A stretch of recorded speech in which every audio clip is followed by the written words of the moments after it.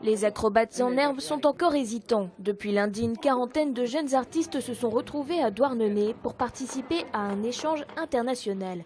L'idée vient d'une troupe de théâtre bretonnante latino-américaine, la Strolade La Obra. Parmi eux, des Guatémaltèques, dont l'un est d'origine maya, et des Bretonnants, une multiculturalité plutôt insolite. C'est aussi des minorités, finalement. En Amérique latine, il y a aussi plein de langues minoritaires en Amérique latine, et en Bretagne aussi. Et puis c'est renverser un peu ces rapports-là. Pourquoi pas, justement, créer des liens qui n'existent pas ailleurs. L'échange s'est élargi à des pays européens. Des Italiens, Allemands et Polonais notamment sont venus pratiquer les arts du cirque dans le Finistère. C'est excellent de pouvoir comme ça rencontrer plein de personnes, différentes façons de penser, différentes cultures, différentes langues. Pouvoir construire des projets avec des gens qu'on ne connaît pas du tout. La barrière des langues, en fait, c'est pas du tout une barrière.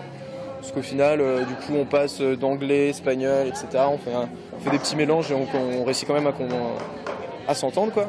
Jonglerie, acrobatie, équilibre et théâtre, les jeunes artistes ont l'occasion de toucher à tous les domaines. Ils peuvent aussi créer leur propre paire d'échasses à partir de matériaux recyclés.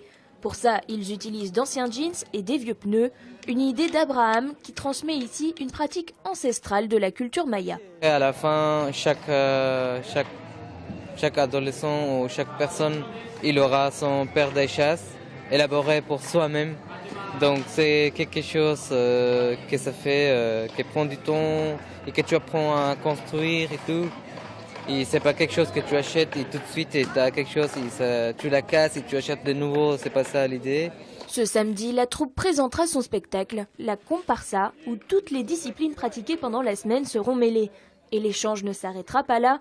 Prochaines étapes en Italie et en Allemagne en 2016.